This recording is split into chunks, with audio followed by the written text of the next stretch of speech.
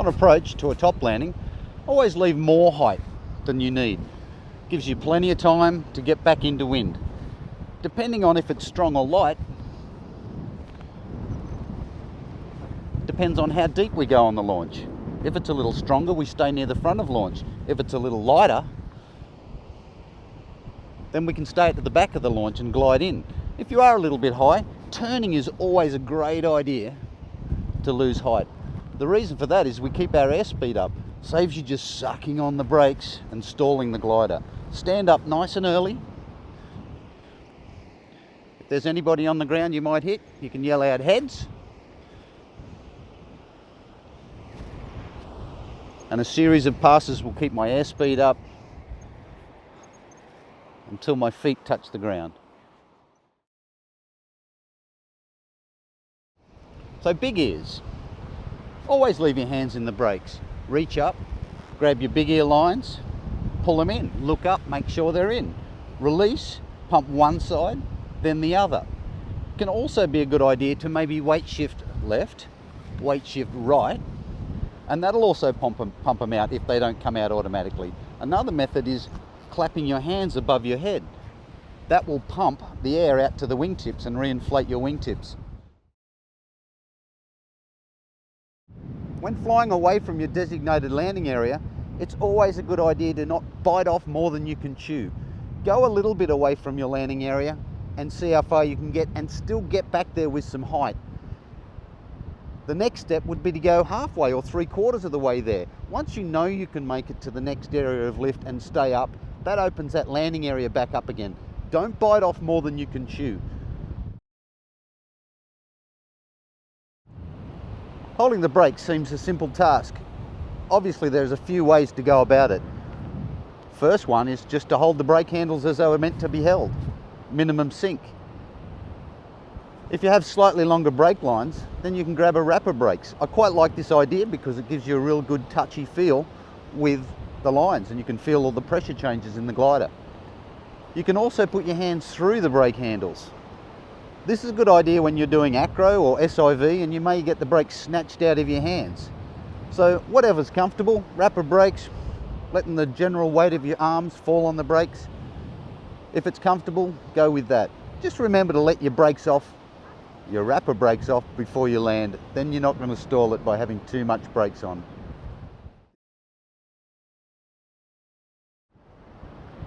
I've spoken about a wrap of brake, which is just simply rolling your hands up the lines.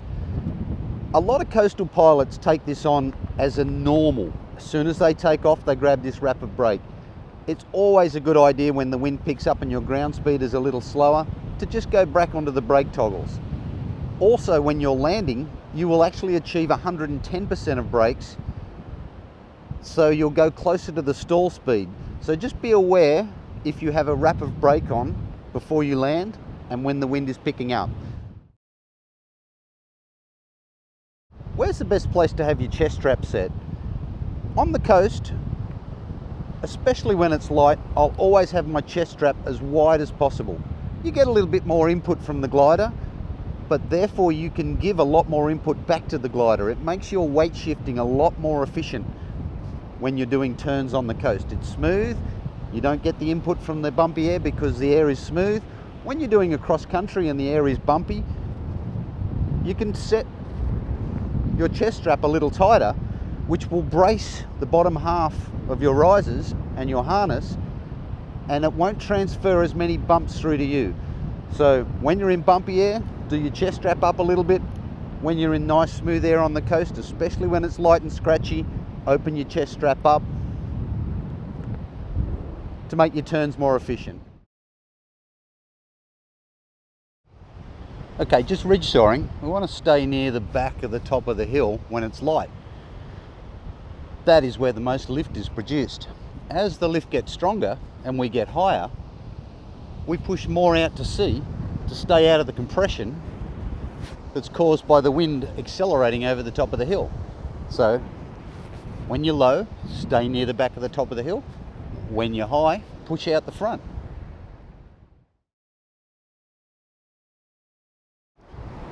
The wind is starting to pick up a little bit now, and I'm generally speaking off my brakes to keep my ground speed up. I'm actually a little lower than I was before when the wind was a couple of knots lighter, because I could be on minimum sink and still go forward. When I go to minimum sink now, I'm actually going in reverse. So it's time to land. Brakes up, penetrate, and go and land. When looking out to sea and the wind's picking up a little bit, try your speed bar out. Make sure it's all hooked up. Give it a good push, and when you do that, make sure that your pulleys come all the way together. That way you'll get maximum speed out of your glider. Okay, when I'm looking for my top landing option, I always approach from the downwind direction, and that's so my ground speed isn't high. If my ground speed is very quick and I'm coming in from a downwind direction, I might have a 180-degree turn to get back into wind. Given that I come in from the downwind direction, I may only have a 45-degree turn to get back into wind. Before initiating any turn, you should always have a good look first. See where the traffic is. Then, in this case, right leg over left leg, point your toe where you want to go, outside hand goes up and initiates a turn back onto minimum sink. I like weight shift. Weight shift tells everybody in the air your intentions. It's like an indicator. We don't have indicators on a paraglider. If you cross your legs at the knee and point your toe where you want to go, you'll give that information to everyone else in the sky. Lots of questions asked on where's the best place to hold your brakes. Minimum sink is just somewhere different on every glider for every weight that's put in it. So as long as you've got ground speed, that's the main issue. But after that, it's a sense thing, it's a feel thing. If you feel yourself climbing at 20%, then that's good. If you pull your brakes a little bit more and you start sinking, then maybe you just let them up just a little bit. But in all cases, it's nice, soft, gentle brake movements. We're oscillating. So what we do to fix that oscillation is we pull the brake on the wing that's going up, and that will take that out immediately.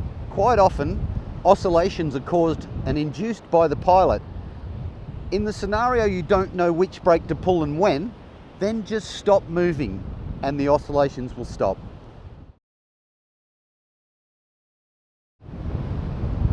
Pitch control. Obviously I can induce some pitch control, and as the wing moves behind me and in front of me, I can attain a sense of pitch. In order to fix that pitch, what we do is we wait for the wing to come above our head, a little tap on the brakes to slow it down when it's above our head, and it'll take all pitching motions out. Practice that one. Pitch control is the hardest thing to learn. I like to keep my vision up when I'm flying. It gives me a lot of information about whether I'm climbing or sinking. A lot of people look down a lot. That gives me an idea of my ground speed, which is a great thing to know. But generally speaking, keep your eyes out on the horizon. Keep your head turning a little bit like Dickie Knee. See what's going on. Notice how many gliders are in the air. Before initiating any turn, have a good look behind you. If there's another pilot that's a fair way behind you, it may be good to initiate a quick turn to get back on the hill to get your right hand wingtip right of way rule happening straight away. If the pilot is close behind you, then a big wide turn out and around him. Use your weight shift so they can see what your intentions are.